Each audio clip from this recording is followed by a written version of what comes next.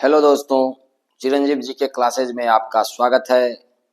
हम आज आप लोगों के लिए ऐतिहासिक काल प्राचीन भारत से कुछ प्रश्न लेकर आए हैं जो कि आप लोगों के लिए बहुत ही महत्वपूर्ण है। इसमें हम बेसिक से शुरू किए हैं। इसमें जो कमज़ोर बच्चे हैं, जो स्टार्टिंग कर रहे हैं, उनके लिए ये बहुत ही फायदेमंद है। इसमें हम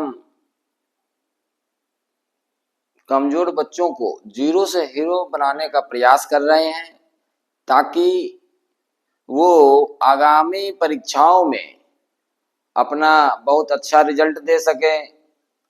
इसलिए बिना विलंब किए हुए हम वीडियो आगे बढ़ाते हैं। तो चले देखें हमारा प्रश्न क्या है। तो ये साहित्य स्रोत से है। तो पहला है, लिखित स्रोत को साहित्य स्रोत कहते हैं। किस स्रोत को साहित्य स्रोत कहते हैं? तो लिखित स्रोत को साहित्य स्रोत कहते हैं। इसमें प्राचीन इतिहास की जानकारी का सबसे बड़ा स्रोत है। ये क्या है? प्राचीन इतिहास की जानकारी का सबसे बड़ा स्रोत है। कौन सा? साहित्य स्रोत। फिर नेक्स्ट है हमारा दोस्तों गैर धार्मिक स्रोत। नाम से तो पता चल गया होगा, गैर धार्मिक स्रोत। तो इसका संबंध किससे है? इसका संबंध किसी भी धर्म से नहीं है। गैर धार्मिक स्रोत का संबंध किसी भी धर्म से नहीं है। एग्जाम्पल जैसे अर्थशास्त्र, इसका किसी धर्म के साथ कोई संबंध नहीं है। फिर नेक्स्ट है धार्मिक स्रोत। धार्मिक स्रोत, इसका संबंध किसी ना किसी धर्म के साथ है।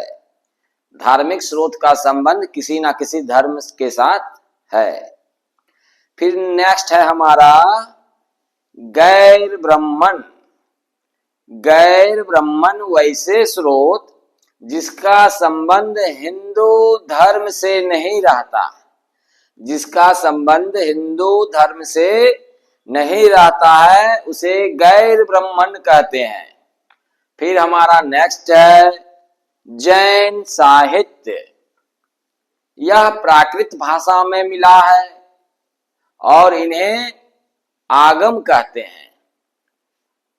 आगम किसे कहते हैं? जैन साहित्य को आगम कहते हैं। और यह किस भाषा में है? प्राकृत भाषा में है। फॉर एग्जाम्पल, उदाहरण के लिए इसमें 12 अंग हैं, 12 उपांग है, अचरांग सूत्र, भगवती सूत्र, कल्प सूत्र आदि पुराण इसमें है। फिर नेक्स्ट है बौद्ध साहित्य। बौद्ध साहित्य किस भाषा में है? पाली भाषा में। बौद्ध साहित्य किस भाषा में है दोस्तों? पाली भाषा में है। जातक ग्रंथ में महात्मा बुद्ध की पूर्व जन्म की कहानियां हैं। कितनी कहानियां हैं? 200 कहानियां हैं। जातक ग्रंथ में महात्मा बुद्ध की कितनी कहानियां हैं? पूर्व जन्म की 200 कहानियां हैं। तो प्रश्न आता है भैया, जातक ग्रंथ किससे संबंधित है? तो इस तरह का प्रश्न रहे तो बेहिचक भाई बौद्ध धर्म में टिक करें। फिर नेक्स्ट है ललित विस्तार में महात्मा बुद्ध की पूरी जीवनी है। ललित विस्तार में महात्मा बुद्ध की पूरी जीवनी है। तो प्रश्न आ सकता है महात्मा बुद्ध की पूरी जीवनी किस में है? तो इसका आंसर ललित विस्तार। फिर नेक्स्ट है अंगुत्तर निकाय।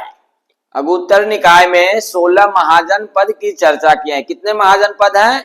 16 महाजनपद हैं। नेक्स्ट, बौद्ध धर्म की सबसे पवित्र ग्रंथ। बौद्ध धर्म के सबसे पवित्र ग्रंथ त्रिपिटक है, जो 3 पुस्तकों का समूह है। त्रिपिटक कितने पुस्तकों का समूह है? 3 पुस्तकों का। पहला पुस्तक है सूत पिटक, दूसरा विनय पिटक और तीसरा अभिधम्म पिटक। तीनों पुस्तक का समूह क्या है? त्रिपिटक। पवित्र ग्रंथ है ये बौद्ध धर्म का। तो सूत पिटक में क्या है? यह सबसे बड़ा पिटक है। सूत पिटक सबसे बड़ा पिटक है। इसे बौद्ध धर्म का इंसाइक्लोपीडिया कहते हैं। इंसाइक्लोपीडिया कहते हैं। किसको कहते हैं? सूत पिटक को। फिर नेक्स्ट है विनय पिटक। विनय पिटक सबसे छोटा पिटक है। बौद्ध धर्म का सबसे छोटा पिटक है विनय पिटक। इसमें बौद्ध धर्म की प्रवेश की चर्चा की गई है। बौद्ध धर्म की प्रवेश की चर्चा किसमें हुई है? तो विनय पिटक में। सबसे छोटा पिटक विनय पिटक। फिर नेक्स्ट है अभिधम्म पिटक। अभिधम्म पिटक, इसमें महात्मा बुद्ध के दार्शनिक विचारों की चर्चा है। महात्मा बुद्ध के दार्शनिक विचारों की चर्चा किसमें है? तो Abhidhamma Pitaka. Thank you for watching. यदि हमारा वीडियो आपको अच्छा लगे तो लाइक एंड सब्सक्राइब करें और कमेंट करना ना भूले। भाई लोग ज्यादा से ज्यादा शेयर करें ताकि अगले भाई को भी मिले और उन्हें मदद हो सके। Thank you for watching.